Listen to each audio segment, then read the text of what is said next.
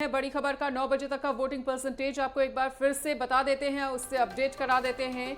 पांचवें चरण का मतदान लगातार जारी है। आपको बता दें कि बिहार में 9 बजे तक 8.86% मतदान हो चुका है। जम्मू कश्मीर में 9 बजे तक 7.63% मतदान होता हुआ।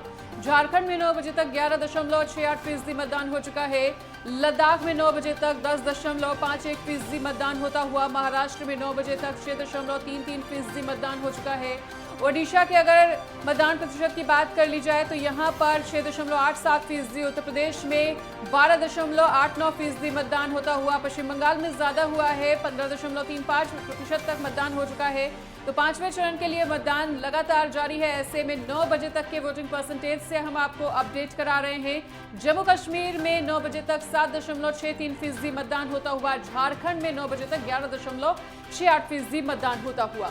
वहीं लद्दाख में 9 बजे तक 10.51% मतदान, महाराष्ट्र में 6.33% मतदान हुआ है। ओडिशा में 9 बजे तक 6.87% मतदान हुआ है। उत्तर प्रदेश में 9 बजे तक 12.89% मतदान हुआ है।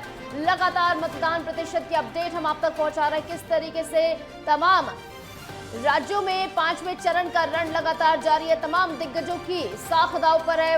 वोटिंग परसेंटेज हम आपको लगातार बता रहे हैं। जम्मू कश्मीर में 7.63% मतदान हुआ है। झारखंड में 9 बजे तक 11.68% मतदान हुआ है। लद्दाख में 9 बजे तक 10.51% मतदान हुआ है। महाराष्ट्र में 6.33% मतदान हुआ है। ओडिशा की बात कर ले तो 6.87% मतदान हुआ है। उत्तर प्रदेश की 14 सीटों पर मतदान हो रहा है, जहां 12.89%। 9 बजे तक मतदान प्रतिशत सामने आए। पश्चिम बंगाल में 15.35% मतदान हुआ है। पश्चिम बंगाल की अगर बात कर ले तो यहाँ पर लगातार वोटिंग प्रतिशत जो है वो सभी चरणों में, जो 4 चरण अब तक देखने को मिले हैं उनमें काफी ज्यादा देखने को मिला है। इस बार भी उम्मीद है कि ज्यादा यहाँ पर वोटिंग परसेंटेज देखने को मिलेगा। इस बीच उत्तर प्रदेश का हम आपको बता दें, जहां 14 सीटों पर मतदान लगातार जारी है। अपडेट आपको बता दें, 9 बजे तक अमेठी में 13.45% मतदान हुआ है। बांदा में 9 बजे तक 14.57% मतदान हुआ है। वहीं बाराबंकी में 12.73% मतदान हुआ है। फैजाबाद में 14.0 मतदान हुआ है। लगातार मतदान जारी है। ये मतदान प्रतिशत हम आप तक पहुंचा रहे हैं। गोंडा में 9.55% मतदान हुआ है। बिल्कुल, तो हमीरपुर में 9 बजे तक का जो मतदान प्रतिशत वो 13.61% रहा। झांसी में 14.26% मतदान होता हुआ। जालौन की बात कर ली जाए तो वहां 12.80% मतदान। कैसरगंज में थोड़ा सा ज्यादा 13.04% मतदान हुआ है। कौशाम्बी में भी 10.49% मतदान होता हुआ। तो ये उत्तर प्रदेश की तमाम वो सीटों का जिक्र जिन पर आज मतदान चल रहा है और 9 बजे तक का वोटिंग परसेंटेज हमने आपको बताया है।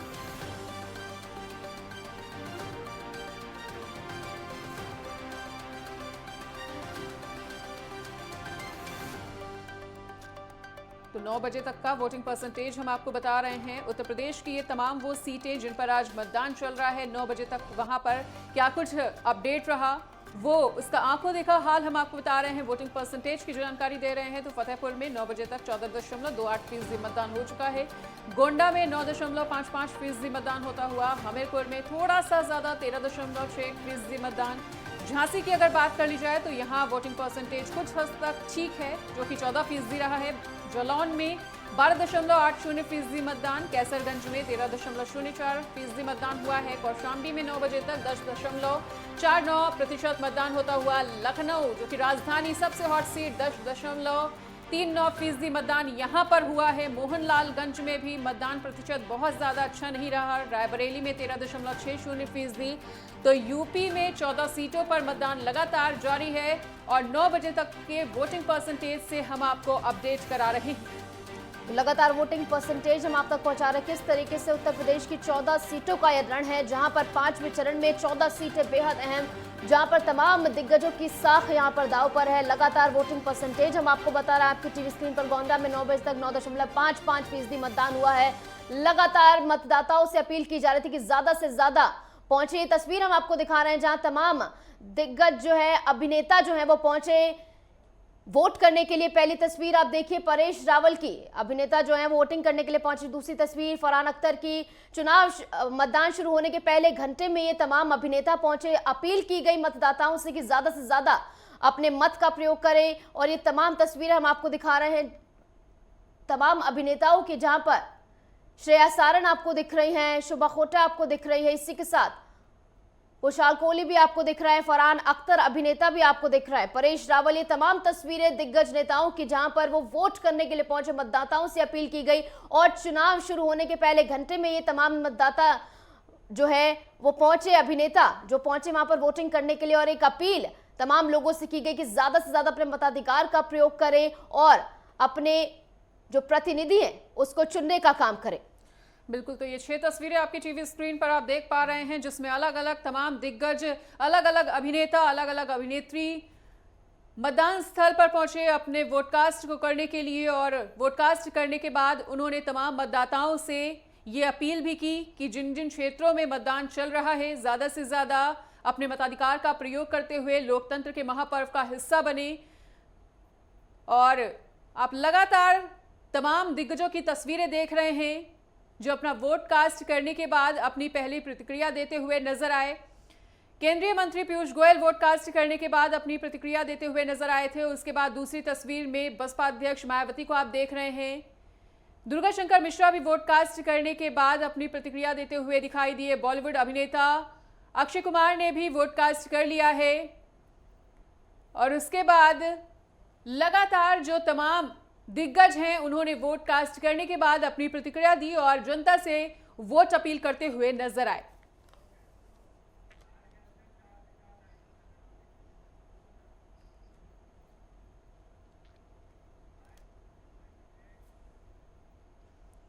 तो 9 बजे तक का क्या कुछ वोटिंग परसेंटेज रहा वो तो हमने आपको बताया ही। अभी इसी वोटिंग परसेंटेज का विश्लेषण करने के लिए हमारे साथ कुछ खास मेहमान भी जुड़ चुके हैं। आपको बता दें कि विपिन तोमर वरिष्ठ पत्रकार हमारे साथ, रितेंद्र माथुर वरिष्ठ पत्रकार, साथ ही साथ आलोक पांडे जी पॉलिटिकल एनालिस्ट, और हमारे साथ रितेंद्र माथुर जी के साथ ही आलोक पांडे जी भी हमारे साथ जुड़ चुके हैं। तो चारों मेहमानों का बहुत बहुत स्वागत है। सबसे पहले रितेंद्र सर, आपका रुख करते हुए, जिस तरह से 9 बजे तक का ये जो वोटिंग परसेंटेज रहा सर, लगातार 12% के करीब रहा है, तो इस मतदान प्रतिशत को किस तरह से आप देख रहे हैं और किस तरह से इसका विश्लेषण करना चाहेंगे? इस समय मैं महाराष्ट्र में बैठा हूं, तो महाराष्ट्र में मुझे देखने को मिल रहा है कि यहाँ वोटिंग परसेंटेज, जैसा आपने बताया कि 6 पॉइंट कुछ परसेंटेज हुआ है, तो अभी शुरुआती दौर में कम है। और कुछ बड़े बड़े अभिनेता वगैरह ने मुंबई के अंदर, क्योंकि ज्यादा प्रतिष्ठित जगह मुंबई के अंदर, ज्यादा आकर्षण भी है लोगों का, तो यहाँ कुछ फिल्म स्टार्स उतरे हैं मैदान में, उन्होंने वोटिंग करी है और सुबह सुबह वोटिंग कर दी, अच्छी बात है। तो ये इस तरीके की स्थिति है। अभी आज हो सकता है दिन भर के अंदर कुछ फर्क पड़े। और जिस तरीके से सरकार रैली हुई है यहाँ पे प्रधानमंत्री की 17 तारीख को, उसके बाद काफी लोगों में जोश है। मुझे लगता है कि दोपहर के बाद तक मतदान प्रतिशत बढ़ेगा। आपका जो 1 बजे का बुलेटिन होगा उसमें आपको कुछ अच्छे आंकड़े देखने को मिल सकते हैं जो अच्छे नतीजे देंगे। 20% से 25% के बीच में ऊपर जाएगा। वैसे टोटल परसेंटेज जो हम लोग एक्सपेक्ट कर रहे हैं वो लगभग 60% तक उम्मीद कर रहे हैं कि मुंबई के अंदर जिस प्रकार से इलेक्शन कमीशन ने लोगों के बीच सक्रियता बढ़ाई है, उसको देखकर 60% तक मतदान होना चाहिए। कुछ उससे कम भी हो सकता है, पर इतना उम्मीद करते हैं। साथ में मुंबई से ठाणे जिला है, वो काफी बड़ा है, तो उसके अंदर काफी मतदान होगा ऐसा लग रहा है।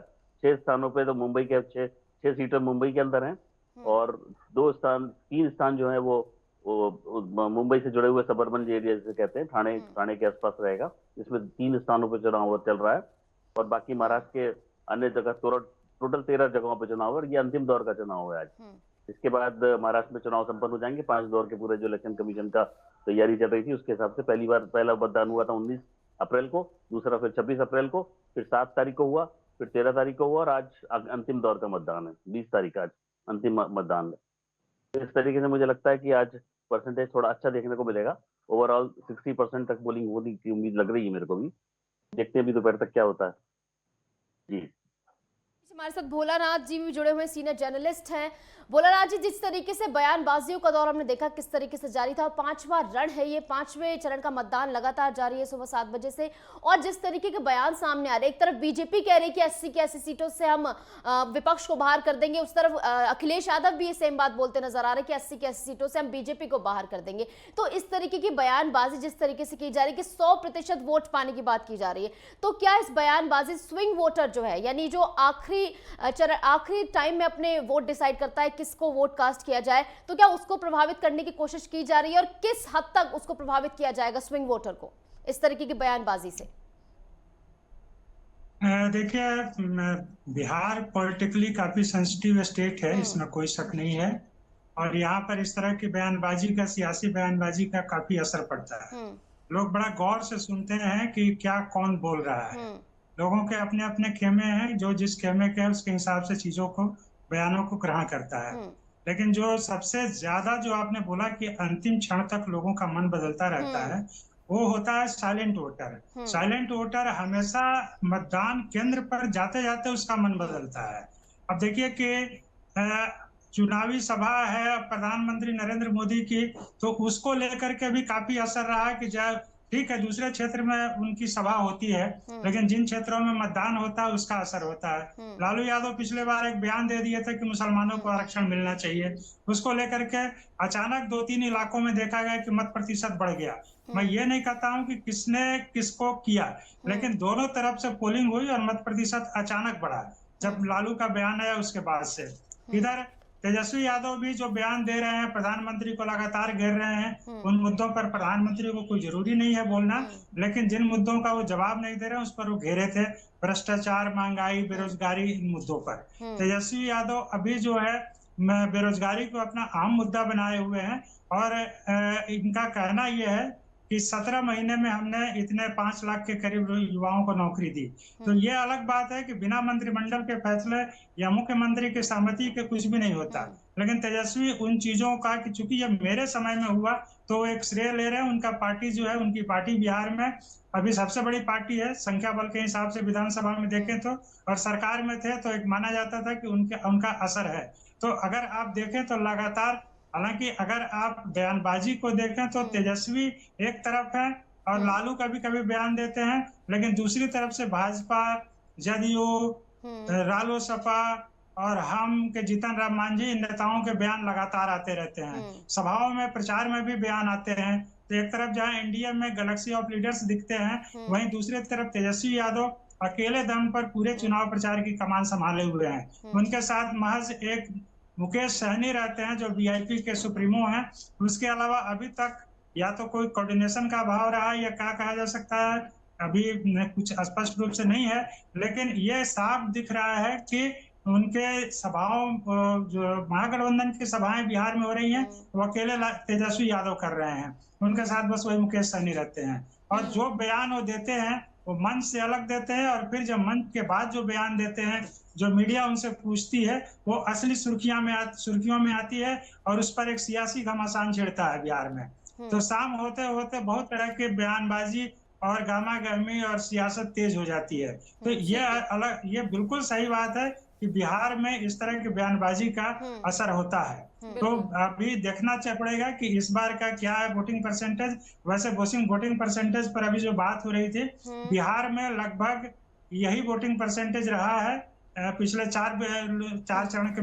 अगर आप मतदान को देखें तो थोड़ा सा तापमान और वोटिंग दोनों में एक प्रतिकूल संबंध देखा गया। तापमान घट रहा है तो बिहार में वोटिंग बढ़ रही है, और तापमान बढ़ जा रहा है तो बिहार में वोटिंग घट जा रही है। तो ये एक सिलसिला पिछले 4 बार से देखा जा रहा है। बाकी और भी कारण है, अगर उस पर बात होगी तो उस पर चर्चा होगी। ठीक है, आलोक पांडे जी का रुख करते हुए, आलोक जी, पहले चरण के बाद उम्मीद की जा रही थी कि दूसरे चरण में वोटिंग परसेंटेज बढ़ेगा और यही सिलसिला लगभग 4 चरणों तक चला आया। लगातार ये उम्मीद की जा रही थी कि अगले चरण में वोटिंग परसेंटेज बढ़ेगा, लेकिन आज 5वां चरण का रण है और तमाम दिग्गजों की साख दांव पे लगी है। ऐसे में लगातार जो वोटिंग परसेंटेज है वो कम होता चला जा रहा है।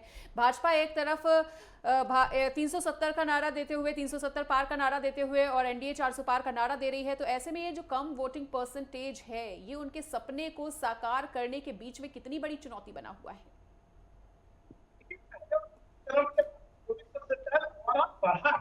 ऐसा नहीं कि लगातार, मेरी जानकारी में पहले 2 चरण में, तीसरे चौथे चरण में वोटिंग परसेंटेज ओवरऑल बढ़ा। इसलिए कारण था कि 75 से पहली बार ऐसा हुआ कि तो भारतीय जनता पार्टी का वोटर इसलिए नहीं निकलता कि यार हमारे एक वोट से क्या पड़ेगा, बीजेपी जीती जाएगी।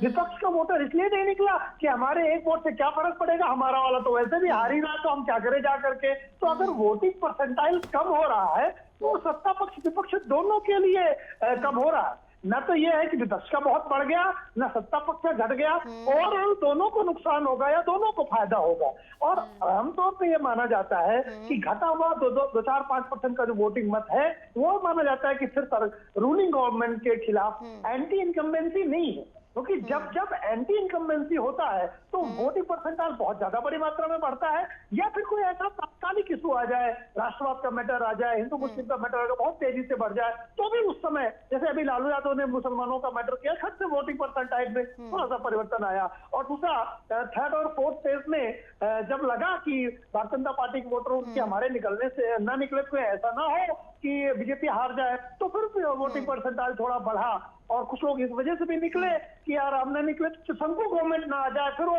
रक्षा मंत्री के लिए बार्गेनिंग हो, प्रधानमंत्री के लिए बार्गेनिंग हो। विपक्ष तो कहते रहता है कि 1-1 साल के लिए हम प्रधानमंत्री बनाएंगे। पिछले 2-3 दशक में 1990 के बाद से जो शुरू हुआ प्रधानमंत्रियों के चलन का दौर, इतनी जल्दी तो लोग कहावतों में कपड़े नहीं बदलते जितनी जल्दी लोग प्रधानमंत्री भारत में देखे हैं, एच.डी. देवेगौड़ा से लेकर के आई.के. गुजराल से लेकर के। तो भारत अब पॉलिटिकल अनस्टेबिलिटी की तरफ नहीं जाना चाहता, शायद इसी वजह से वोटिंग परसेंटाइल थोड़ा बदलाव आया है। लेकिन कम वोटिंग परसेंटाइल ना लोकतंत्र के लिए खतरा है, ना ही भारतीय जनता पार्टी के लिए खतरा है, ना इंडिया अलायंस के लिए खतरा है। ये ओवरऑल थोड़ी सी कमी है। लेकिन बस बिहार के लिए मुझे बस आश्चर्य लगता है कि इतना पॉलिटिकली अवेकन राज्य है, जहाँ बिहार में तो मतलब लोग खाते भी राजनीति है, सोते भी राजनीति है, लेकिन बिहार पॉलिटिक्स वोट देने के मामले में इतना फिसड्डी क्यों है? अगर इतना पॉलिटिकली अवेकन है, उत्तर प्रदेश में भी टेम्परेचर बिहार से ज्यादा है। कल कानपुर का टेम्परेचर 49 और 50 डिग्री था, उसके बाद में भी बिहार में भी उतना ही टेम्परेचर है, 2-4 डिग्री कम है।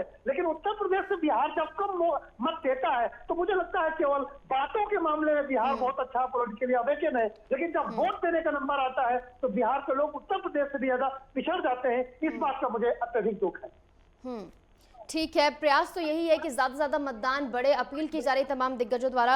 विपिन तोमर जी, आपके पास आते हुए, देखिए जिस तरीके से हमने देखा है कि तमाम दिग्गज यहां से चुनावी मैदान में इस 5वें रण में, अगर चिराग पासवान की बात कर लिए, चिराग पासवान भी लगातार सुर्खियों में बने हो, तो इस बार तो अपने पिता की पारंपरिक सीट हाजीपुर से चुनावी मैदान में, जमुई से 2 बार सांसद रह चुके हैं, इस बार हाजीपुर से अपनी किस्मत आजमा रहे हैं। और प्रधानमंत्री मोदी को हमने खुद सुना, उन्होंने वहां पर चुनावी जनसभा को संबोधित किया और कहा था कि ये मेरे बेटे की तरह है और ये एक कर्ज को उतारने का समय है, जब उनके पिता यहाँ से चुनाव लड़ा करते थे और उसके बाद उनके बेटे को यहाँ पर टिकट दिया गया। तो क्या लग रहा है, किस तरफ जाती हुई यहाँ की हवा दिख रही है?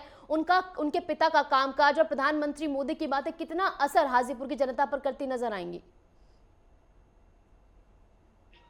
देखिए, कुछ सीट ऐसी होती हैं जो पारंपरिक होती हैं किसी के लिए, उसी तरीके से हाजीपुर जो है वो पासवान परिवार के लिए पारंपरिक है। पिछली बार उनके चाचा लड़े थे, उससे पहले उनके पिता लड़ते थे, जीतते थे। उत्तर प्रदेश में भी ऐसी कई सीटें हैं जिसमें हम अमेठी, रायबरेली, कन्नौज, मैनपुरी का जिक्र करते हैं।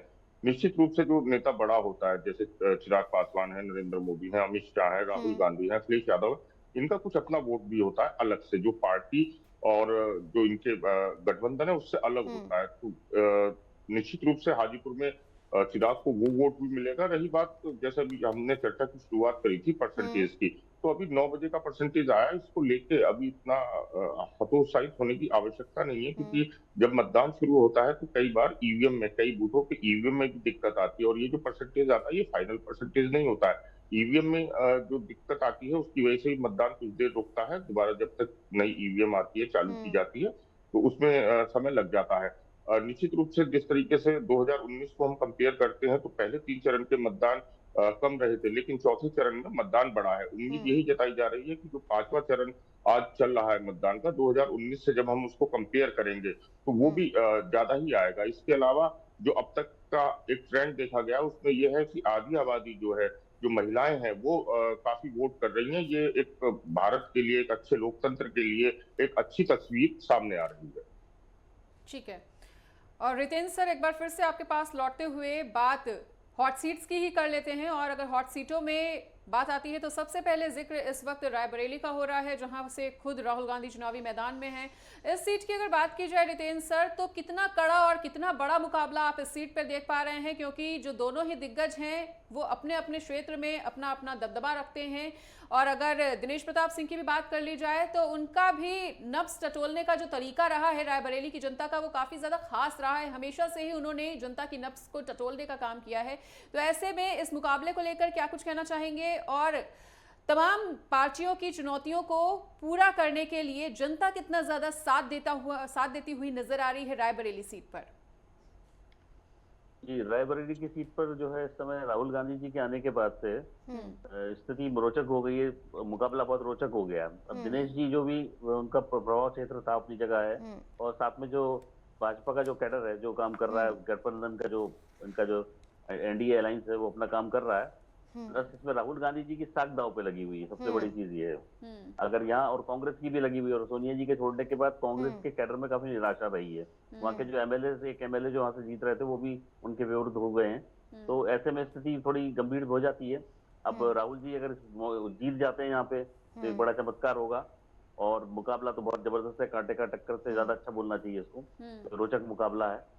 और जैसा कि समीकरणों की एनालिसिस जो किया गया था उसके हिसाब से कांग्रेस की स्थिति उत्तर प्रदेश में बहुत ज्यादा खराब है, और गठबंधन की स्थिति भी बहुत अच्छी नहीं है। अब ऐसे में अगर जीत जाते हैं तो ये बहुत बड़ा चमत्कार होगा, और वहाँ की पब्लिक के ऊपर भी डिपेंड करता है कि वो लोग इस बार सोनिया जी के बाद उनके बेटे को जगह देते हैं, क्योंकि परंपरागत रूप से इंदिरा गांधी जी, सोनिया जी, फिर अब राहुल गांधी जी आ गए हैं। इस तरीके से उनके परिवार की सीट मानी जा सकती है। पर इस बार मतदाताओं के मन में जो परिवर्तन का दौर आया है, इसका प्रभाव देखने को मिल सकता है। एक बार पहले भी जो परिवर्तन का इच्छा हुई थी वहां की जनता ने की थी, जब इंदिरा गांधी का जमाना था, तो उन्होंने उनको कब मत दिए थे, इसके कारण बहुत परिवर्तन हुआ था वहां पे। फिर बाद में लोगों से उनके साथ शामिल हो गए थे लोग। अब देखना पड़ेगा अब क्या करते हैं इस बार लोग।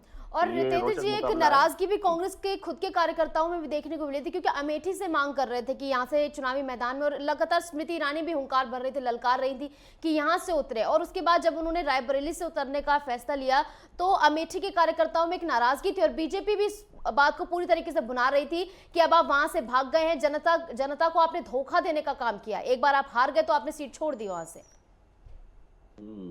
ये तो बात है कि एक बार आप हारे तो आपने सीट छोड़ दी। अगर वहीं पर बैठे होते तो हो सकता है और वहाँ पे भी स्थिति उनके फेवर में जाती, और अमेठी उन्होंने छोड़ के फिर वायनाड चले गए। और अब वायनाड से फिर उत्तर दक्षिण के बीच में ऐसा हो गया कि एक तरफ आपने उत्तर पकड़ा, एक तरफ दक्षिण पकड़ा। ऐसा है कि वो इंदिरा गांधी जी ने जो रास्ता अपनाया था वही रास्ता उन्होंने भी अपनाया। इंदिरा गांधी जी ने 2 जगह चुनाव लड़ा था, एक उत्तर प्रदेश में रायबरेली से और इधर आंध्र प्रदेश में मेडक से चुनाव लड़ा था।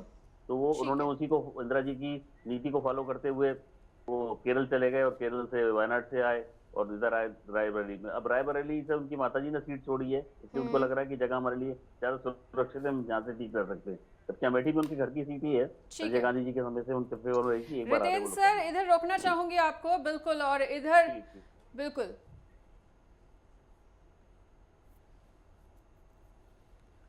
तो राजनाथ सिंह ब्रॉडकास्ट करने के लिए पहुंचे हुए हैं और मीडिया के साथ अपनी प्रतिक्रिया साझा करते हुए। और कोई बात पूछनी नहीं है ना? पूछ लो भाई, अब तो कुछ नहीं पूछना है ना, ठीक है। क्या उम्मीद है बीजेपी को सर? पांचवा चरण है, क्या उम्मीद है बीजेपी को? कैसा जा रहा है? देखिए, फैसला तो जनता के हाथों में है, लेकिन हम लोगों का एनडीए का संकल्प 400 प्लस का है। सर, सीटों को लेकर बता दीजिए। मैंने अब सीटों के बारे में कोई प्रेडिक्ट मैं नहीं करना चाहूंगा इस समय। सर, हम लोग की फोटो नहीं बन पाई, थोड़ा हो जाओ भाई, हो जाओ, देखा दो भाई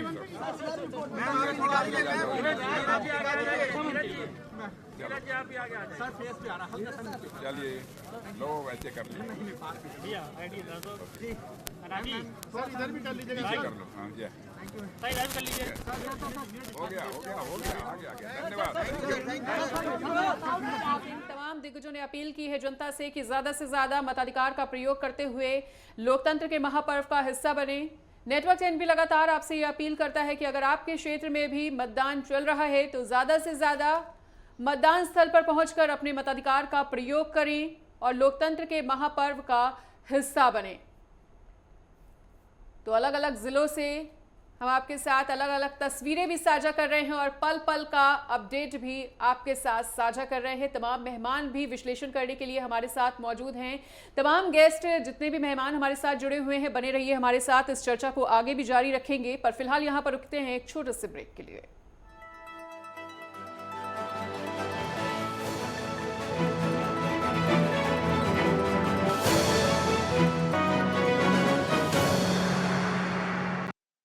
चलिए, स्वागत है आपका ब्रेक के बाद। और लोक पर्व के महातंत्र पर हमारी लगातार ये कवरेज जारी है, जहां पर 5वें चरण का मतदान भी जारी। बिहार में 9 बजे तक 8.86% मतदान हुआ है। जम्मू कश्मीर में 9 बजे तक 7.63% मतदान हुआ है। झारखंड में 9 बजे तक 11.68% मतदान हुआ है। लद्दाख में 9 बजे तक 10.51% मतदान हुआ है। महाराष्ट्र में 9 बजे तक 6.33% मतदान हुआ है।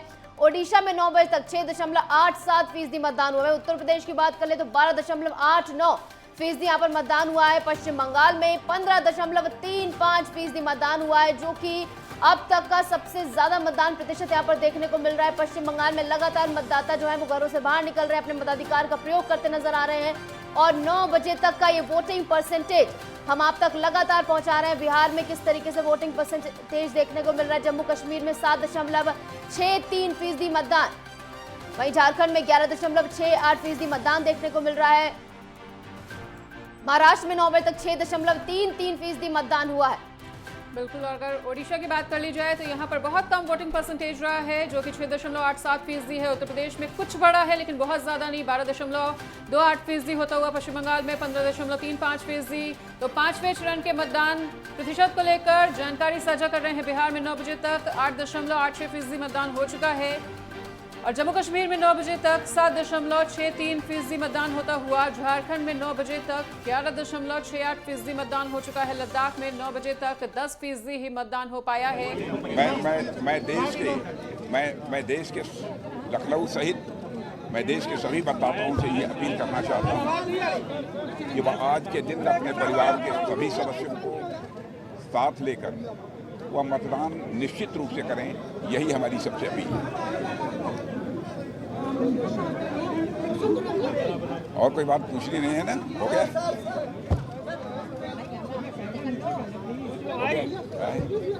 अब तो कुछ नहीं पूछना है ना? ठीक है। क्या उम्मीद है बीजेपी को? क्या उम्मीद है बीजेपी को? कैसा जा रहा है? अब देखिए, फैसला तो जनता के हाथों में है, लेकिन हम लोगों का एनडीए का संकल्प 400 प्लस का है। नहीं, सीटों के बारे में कोई प्रेडिक्ट मैं नहीं करना चाहूँगा इस समय। हम लोग की फोटो नहीं बन पाई, प्लीज थोड़ा आप पीछे हो जाइए। थोड़ा हो जाओ भाई, हो जाओ। लगा दो भाई। नीरज जी थोड़ा आगे आ जाइए। नीरज जी आप भी आगे आ जाइए। सर फेस पे आ रहा, हल्का सा नीचे। चलिए, लो वैसे कर लिए। चलिए, ओके। मैम थोड़ा सा नीचे कर लो। हाँ, ये थैंक यू सर। हो गया, आ गया। धन्यवाद, थैंक यू।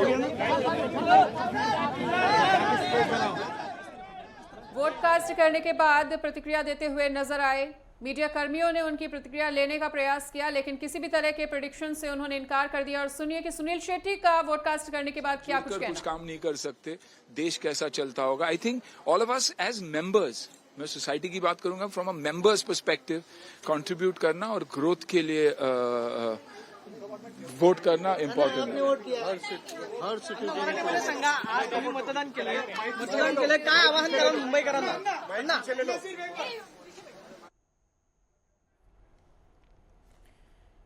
और हमारे साथ चर्चा में तमाम मेहमान भी जुड़े हुए हैं। लगातार हम आपको बता दें कि विपिन तोमर जी वरिष्ठ पत्रकार, आलोक पांडे जी राजनीतिक विश्लेषक, रितेंद्र माथुर और भोलानाथ जी हमारे साथ वरिष्ठ पत्रकार के तौर पर मौजूद हैं। एक बार फिर से विपिन तोमर जी का रुख करना चाहेंगे।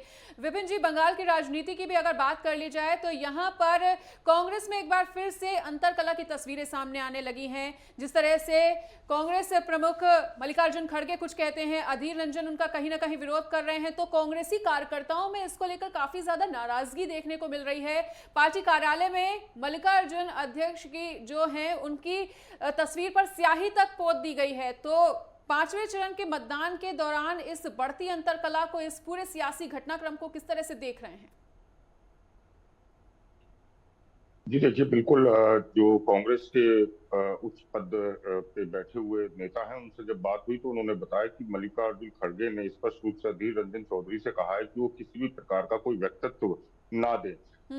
इसमें देखिए, अधीर रंजन चौधरी और ममता बनर्जी की लड़ाई बहुत पुरानी है, ये आज की लड़ाई नहीं है। जिस तरीके से उनकी सीट पे यूसुफ पठान को टीएमसी ने उतारा है, तो निश्चित रूप से एक बड़ी उनको चुनौती वहां से मिल रही है। वहीं ममता बनर्जी का जो बयान आया था कि अगर जरूरत पड़ी तो बाहर से समर्थन दे देंगी, जिसको अधीर रंजन चौधरी ने एक तरीके से नकार दिया था। अधीर रंजन चौधरी ने कहा था कि हमें इनकी जरूरत नहीं है, ये बीजेपी के साथ या एनडीए के साथ भी जा सकती है। इस बयान के भी अलग अलग मायने निकाले जा रहे थे कि क्या बीजेपी इसके अलग तरीके से विश्लेषण कर रही थी, वहीं इंडिया गठबंधन जो है वो अलग तरीके से कर रहा था। लेकिन मानना पड़ेगा कि ममता बनर्जी ने अकेले वहां लड़ते हुए जिस तरीके से वाम दलों का एक तरीके से खात्मा किया था, सफाया किया था, जो इतनी मजबूती से पश्चिम बंगाल में सरकार बनाते थे, ये बहुत बड़ी बात थी। तो चुनाव के बाद 4 जून के बाद स्थिति तो साफ हो ही जाएगी किसको कितनी वोट आई है। लेकिन ये ममता बनर्जी और अधीर रंजन चौधरी की लड़ाई बहुत पुरानी है।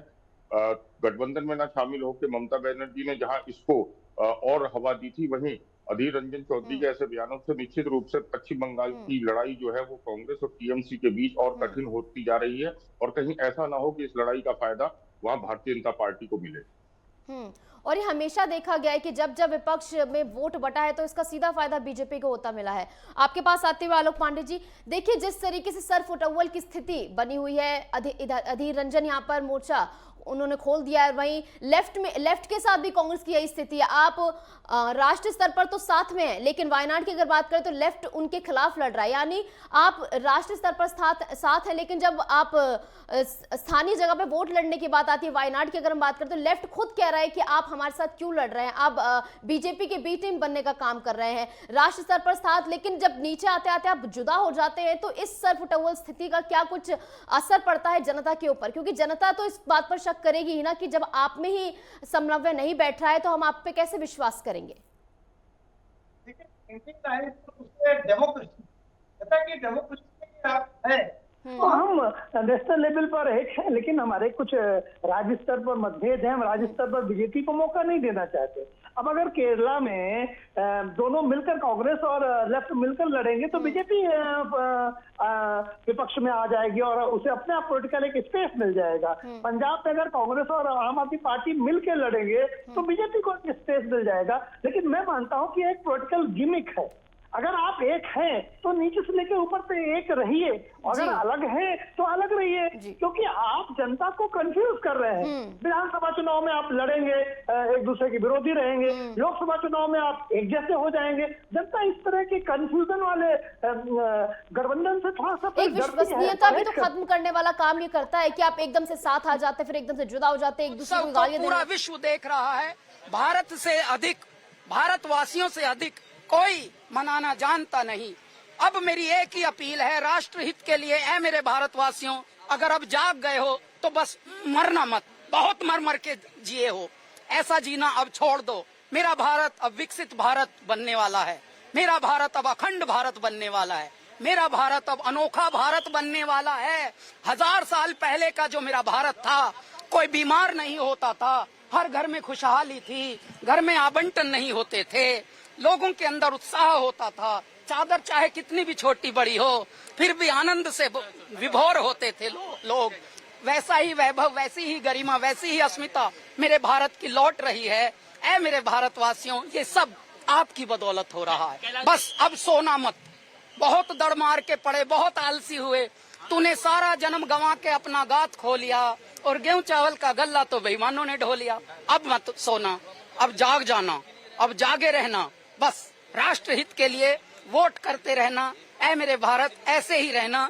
आप लोगों के भी पसीने आ रहे हैं कितने, लेकिन मंद मंद आप सब मुस्कुरा रहे हैं। हमने अभी वोट की अपील की थी 2 दिन पहले, कम से कम 3 लाख भारत भर में, ये मुंबई भर में दौड़ा दी आप लोगों ने। क्या आप चमत्कारी हैं जी, मेरे भारत को अनोखा बनाने वाले आप हैं अनोखे। बताओ, आज के लिए कोई हाँ।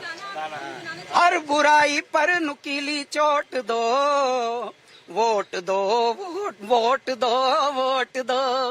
हर बुराई पर नुकीली चोट दो, वोट दो, वोट दो, वोट दो। युवा देश का संभल रहा है, दिशा देश की बदल रहा है। घर से निकलो, आगे आओ, सोचो समझो, बटन दबाओ। हर बुराई पर नुकीली चोट दो, वोट दो, वोट दो, वोट दो, वोट दो।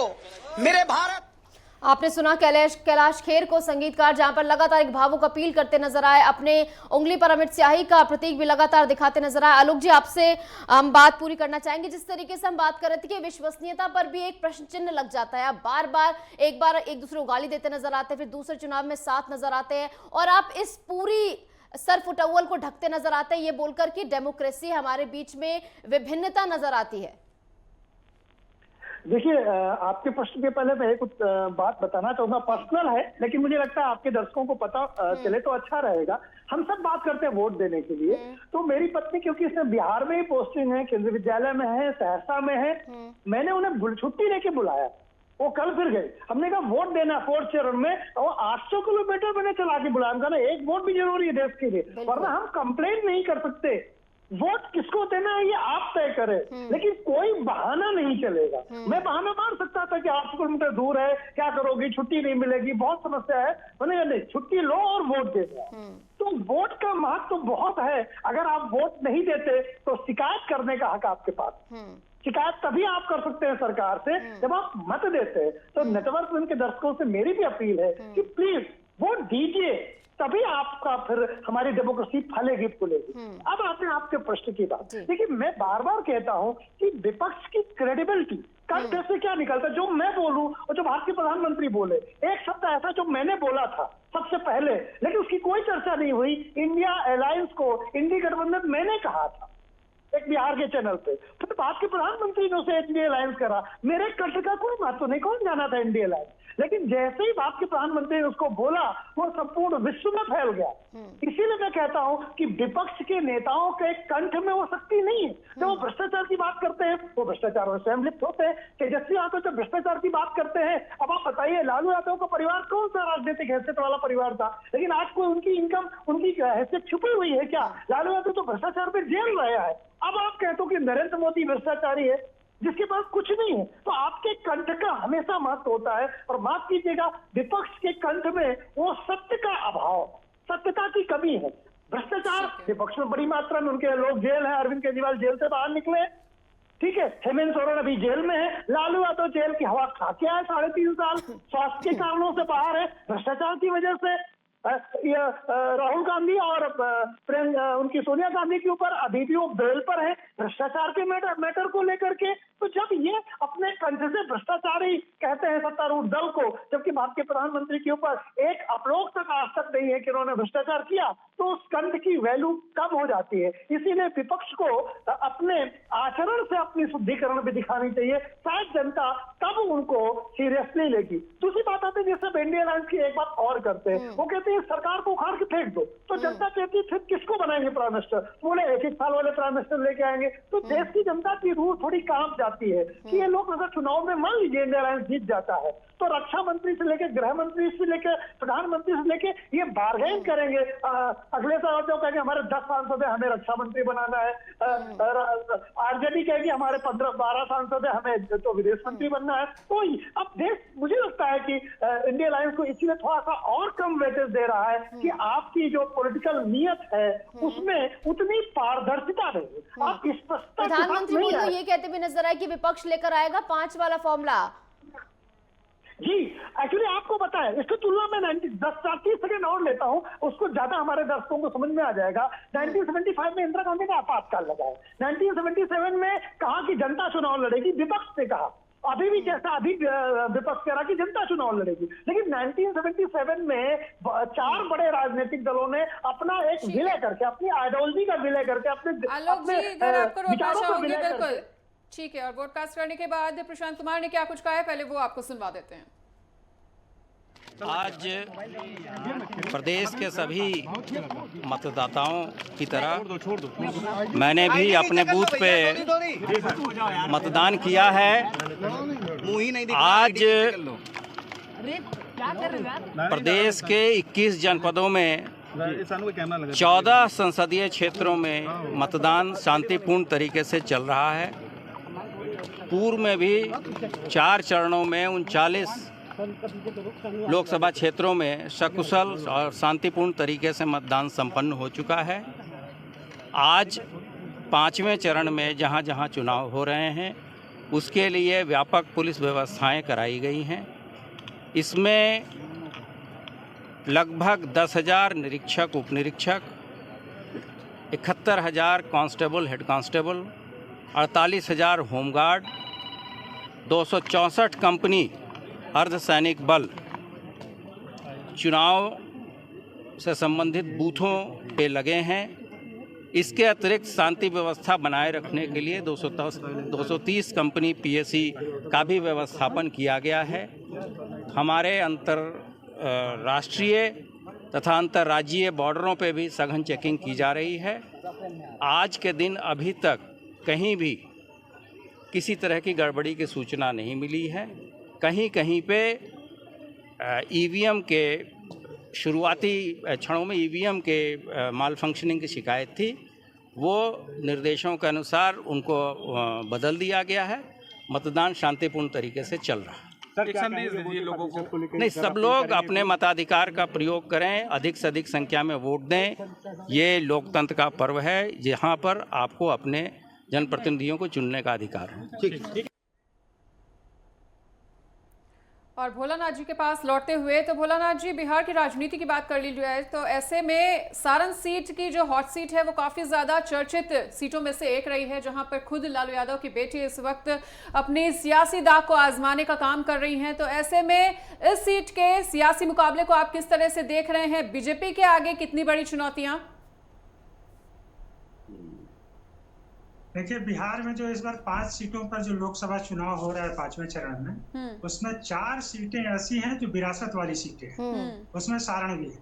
वहां पर लालू प्रसाद की बेटी चुनाव लड़ रही है। कभी लालू प्रसाद वहां से चुनाव लड़ते थे, राबड़ी देवी भी चुनाव लड़ी है, हार गई थी हालांकि वो, लेकिन लालू प्रसाद जीते थे और अब वो फिर अपनी विरासत अपनी बेटी को सौंपना चाह रहे हैं। उनके मुकाबले में राजीव प्रताप रूडी भाजपा से हैं, तो 2 बार से सांसद हैं, तो एक तरह से उनके सामने अपनी सीट बचाने की भी चुनौती है। राबड़ी आचार्य के बारे में एक खास बात जो प्रचारित की गई बहुत पहले से, वो ये था कि अपने पिता को किडनी देने के कारण वो चर्चा में आई थी और एक सहानुभूति की भी लहर है। लेकिन एनडीए वहां पर चूंकि पहले से काफी मजबूत स्थिति में रहा है, तो इसलिए अब ये नहीं कहा जा सकता है कि किस तरह से ऊंट किस करवट बैठेगा, कांटे का मुकाबला है। वैसे ही जो 3 और सीटें हैं, सीतामढ़ी को छोड़ दें तो 3 और सीटें हैं जहाँ की विरासत की लड़ाई चल रही है। उसमें से जैसे आप हाजीपुर को ले लें, वहाँ चिराग पासवान रामविलास पासवान के बेटे हैं। रामविलास पासवान वहाँ से जीतते रहे थे 2009 को छोड़ करके, उस समय वो सीट हार गए थे। लेकिन उसके बाद उनके चाचा पशुपति पारस भी जीते हैं। अब इस बार प्रधानमंत्री आकर खुद अपील कर गए हैं कि रामविलास पासवान का रिकॉर्ड तोड़ करके चिराग पासवान को जिताइए। रामविलास पासवान एक समय देश भर में अधिक मतों से जीतने का रिकॉर्ड बनाया था। इसी तरह से अगर आप मुजफ्फरपुर सीट पर जाएं तो वहां पर कैप्टन जय नारायण निषाद के बेटे अजय निषाद कांग्रेस से चुनाव लड़ रहे हैं। पिछले बार अजय निषाद भाजपा से जीते थे, लेकिन इस बार टिकट नहीं मिला तो पाला बदल लिया और अब वो कांग्रेस से चुनाव लड़ रहे हैं। उनके सामने राजभूषण चौधरी है जो भाजपा से हैं। पिछले बार इनको ही अजय निषाद। विकास का मुझे मालूम नहीं कि इस डिपार्टमेंट में से बहुत दूर हूँ। एक्टिंग के बारे में पूछ लो, कॉमेडी भी कर लेता हूँ, सब कर लेता हूँ। बहुत से लोग मतदान नहीं करते हैं, घूमने निकल जाते हैं, उनसे क्या अपील करेंगे उनसे? बहुत से लोग मतदान नहीं करते, बाहर निकल जाते हैं घूमने। That's nonsense. उनसे अब उनका इलाज तो कोई करने वाला ही करेगा। अगर मैं पुलिस में होता या पुलिस तो मैं तो वो यही ना। चलिए प्लीज, ठीक है, जाने दो। करने के लिए पहुंचे हुए थे और वोट कास्ट करने के बाद उन्होंने अपनी प्रतिक्रिया भी दी। तमाम दिग्गज और तमाम अभिनेता नेता लगातार अपना वोट कास्ट करने के लिए पहुंच रहे हैं। और भोलानाथ जी, आप अपनी बात को पूरा करें। हाँ जी, मैं ये कह रहा था कि जो चौथी विरासत वाली सीट है वो मधुबनी है। मधुबनी में एक समय केंद्र सरकार में मंत्री हुकुमदेव नारायण यादव चुनाव लड़ते थे और जीते थे। अब उनके बेटे अशोक यादव इस बार चुनाव मैदान में हैं, तो इस बार भी उनको अपने पिता की विरासत बचाने की चुनौती है। पिछले बार वो चुनाव जीते थे और इस बार फिर वो चुनाव में अपने मुकाबले में खड़े प्रतिद्वंदी को हराने की जुगत में लगे हुए हैं। तो ये 4 सीटें ऐसी हैं जहां पर की विरासत की लड़ाई चल रही है। वहीं अगर आप सीतामढ़ी सीट को देखें तो एकमात्र वो सीट है जहां से कि विधानसभा के जो सभापति हैं देवेश चंद्र ठाकुर वो चुनाव लड़ रहे हैं, एकमात्र सीट इसलिए मैं कह रहा हूं कि वो सबसे पहले, जबकि लोकसभा चुनाव की घोषणा भी नहीं हुई थी, ना ही एनडीए में सीटों को लेकर के कोई तालमेल हुआ था, तभी उन्होंने अपनी उम्मीदवारी की घोषणा कर दी थी कि मैं यहाँ से चुनाव लड़ने जा रहा हूँ। और बाद में उनकी ही घोषणा एनडीए की तरफ से की गई। वो जदयू के उम्मीदवार हैं, उनके सामने में अर्जुन राय चुनाव लड़ रहे हैं। अर्जुन राय 2009 में चुनाव जीते थे, लेकिन उसके बाद से एक बार वो जदयू से और एक बार राजद से चुनाव हार चुके हैं। इस बार फिर वो देवेश ठाकुर के मुकाबले में है। तो अर्जुन यादव बिहार सरकार में मंत्री भी रहे हैं, पीआरडी मंत्री रहे हैं और कला संस्कृति मंत्री रहे हैं। वहीं देवेश ठाकुर का भी एक सियासी रुतबा बिहार में है। तो वो जो है एक बड़े रणनीतिकार माने जाते हैं और रणनीति बना करके चुनाव लड़ते हैं। तो इस तरह से अगर सीतामढ़ी सीट को छोड़ दें तो बाकी 4 सीटें बिहार में ऐसी हैं जहां पर कि नेताओं के पुत्र या पुत्री चुनाव लड़ रहे हैं और उनको अपनी विरासत बचाने की चुनौती है। और ये देखना बेहद दिलचस्प होगा कि किसकी रणनीति कितना काम करते हैं। रितेंद्र जी आपके पास आते हुए, रितेंद्र जी 14 सीटों की उत्तर प्रदेश की बात कर लें तो 14 सीटों में 2019 में महज एक सीट आई थी कांग्रेस के पास, रायबरेली। और इस बार जितने पॉलिटिकल पंडित हैं, राजनीतिक विश्लेषक हैं, वो भी रायबरेली को लेकर इतने कंफर्म नहीं है कि यहाँ पर एक बार कांग्रेस फिर से जीतेगी। तो किस तरीके से आप देख रहे हैं रायबरेली का रण, और 14 सीटों का जिस तरीके से रण, आपने बाकी सीटों का रण देख लिया, और 14 सीटों का रण आप किस तरीके से देख रहे हैं? क्योंकि किस तरफ ये हवा जाती दिख रही है वो बताना बेहद मुश्किल है, क्योंकि बीजेपी भी अपनी तरफ से पूरे दावे कर रही है, इधर समाजवादी पार्टी और कांग्रेस जो एक साथ है वो भी इसी तरीके के दावे कर रही है 80 की 80 सीटों पर। जी सही बात है। उत्तर प्रदेश के अंदर 80 सीटें हैं और 80 सीटों के अंदर पिछली बार जैसे बहुत कांटे की टक्कर रही, और ये माना ही जा रहा है कि जो पिछली 2019 का जो रिजल्ट है इसमें चेंज नहीं होगा, ये वो वैसा रह सकता है, इससे इजाफा ही होगा, इसमें बढ़ोतरी होगी। अब रह गया कांग्रेस के लिए, अमेठी तो पिछली बार हार गई थी कांग्रेस, रायबरेली इस बार कांटे की टक्कर दिखाई जा रही है, पर संभावना अधिक दिख रही है कि रायबरेली कांग्रेस हार जाएगी, ऐसा लग रहा है। और जो दूसरी जगह एनालिसिस रिपोर्ट ये है कि उत्तर प्रदेश के अंदर एनडीए गठबंधन को बहुत कम सीटें मिलने वाली हैं, कांग्रेस के लिए कोई बहुत मुश्किल स्थिति है, और जो समाजवादी पार्टी है कुछ अच्छा कर सकती है थोड़ा बहुत, तो पहले 2019 के मुकाबले कमजोर होगा, और इस चुनाव के लिए उनकी थोड़ी स्थिति बेहतर होगी। इसलिए 14 सीटों का एनालिसिस ये है कि इसमें जीतने की परसेंटेज जो एनडीए गठबंधन है उसके लिए ज्यादा है अपेक्षाकृत इंडी गठबंधन का। इंडी गठबंधन की स्थिति कमजोर है निश्चित तौर पे, और क्योंकि उनको बहुजन समाज पार्टी का कोई समर्थन नहीं मिला है, बहुजन समाज पार्टी भी यहाँ ठीक कर सकती है, क्योंकि वो कहीं ना कहीं गुटबंदी में काम कर रही है, आंतरिक रूप से उसके कुछ संबंध ठीक है बीजेपी के साथ, इसमें वो फायदा ले सकती है।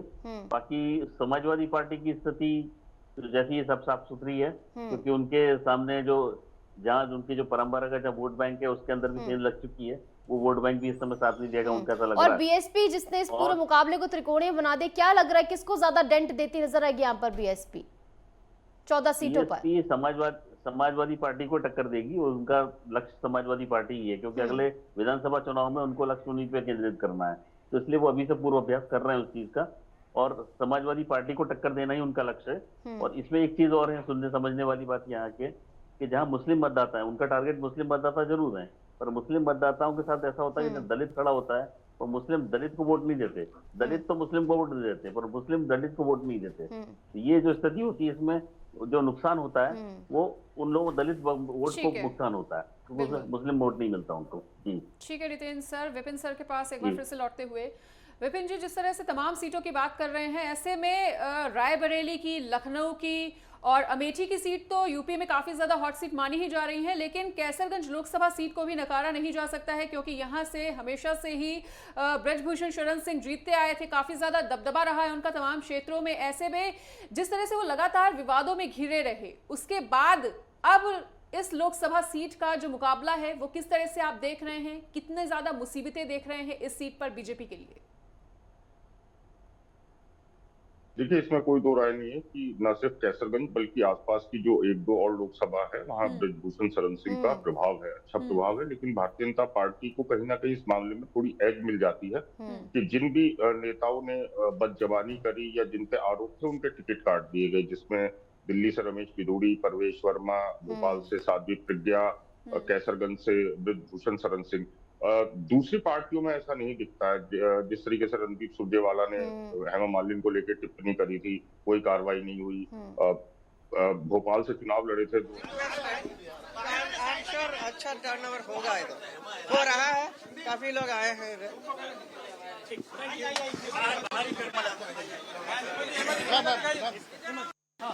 लोग आए। तो अभिनेत्री हेमा मालिनी वोटकास्ट करने के लिए पहुंची हुई थी और उन्होंने भी मीडिया के सामने प्रतिक्रिया दी है। वोटकास्ट करने के बाद लगातार तमाम दिग्गज जो हैं वो वोटकास्ट करने के लिए पहुंच रहे हैं और मीडिया के साथ अपनी प्रतिक्रिया साझा करते हुए लोगों से वोट अपील भी कर रहे हैं। तमाम मेहमानों ने अपनी अपनी प्रतिक्रिया दी, विश्लेषण किया। इसके लिए आप सभी का बहुत बहुत शुक्रिया और फिलहाल यहाँ पर रुकेंगे एक छोटे से ब्रेक के लिए।